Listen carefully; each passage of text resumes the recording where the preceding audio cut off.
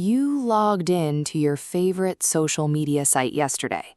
Today, you just open the tab, and you're still in. No password, no who are you screen. How does the web do that? How does it remember you? But then, why does your banking app log you out after just a few minutes, even if the tab stays open? And why can't one website just steal your identity from another? This isn't magic. It's an invisible dance of secret messages. Look! Right after our login, the server sent us something special. See this? The set cookie header. It's like the server handing our browser a tiny, unique sticky note.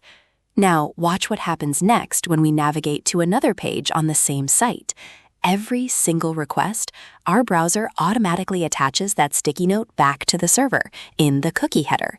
This note is how the server remembers you. So, what's inside that cookie? Is it our password? No, that would be a massive security flaw. Often, it's just a long, random-looking string, a session ID, identifier. This ID is a key. The server holds the actual session data, your logged-in status, your shopping cart, tied to that key. Sometimes it's a JWT, a self-contained, digitally signed credential. But here's the critical security implication. If someone gets their hands on your cookie, specifically your session ID or JWT, they become you. They don't need your password. That's terrifying, right? So developers have protections. 2 critical flags, HTTP only and secure. HTTP only stops JavaScript from accessing the cookie, preventing many XSS, cross-site scripting, attacks from stealing it.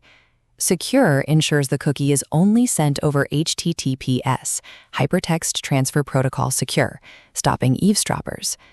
Let's see if we can still grab that cookie with JavaScript if HTTP only is set. So, HTTP only stops JavaScript reading the cookie. But my browser still sends it automatically with every request to login.axiomforge.com. What if I'm on a different website, say evil.com, and it tries to make a request to login.axiomforge.com? Will my browser still attach my cookies? Many might think, oh, it's a different site, so it can't. But that's a misconception. By default, yes, the browser will attach cookies, which could lead to cross-site request forgery, or CSRF. But there's a powerful guardian that usually stops evil.com from reading the response, even if the request was sent: the same origin policy, or SOP. That's the SOP at work. It's the web's foundational security rule. Scripts from one origin cannot interact with resources from another.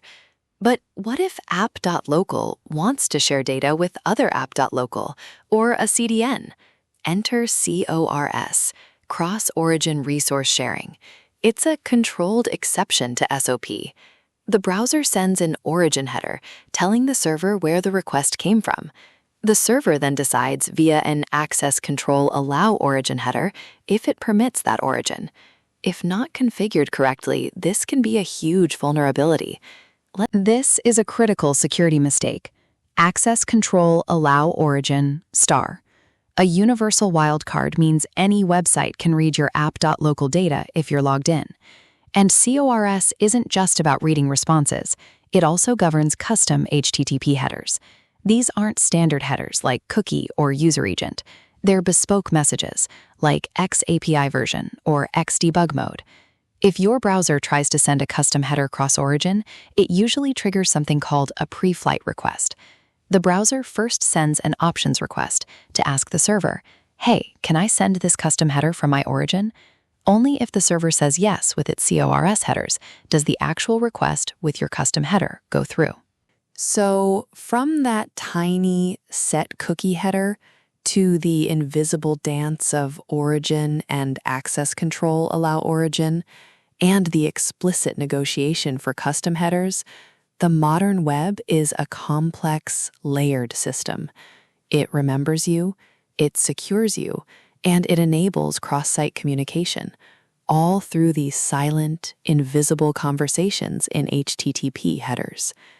But these headers, these text messages, don't just magically appear across the internet. They ride on something even more fundamental. What are the envelopes they get packed into? How are they addressed? How do they navigate global networks of cables and routers? The entire network stack is a layered mystery, and this HTTP conversation is just one crucial part. Let's peel back another layer.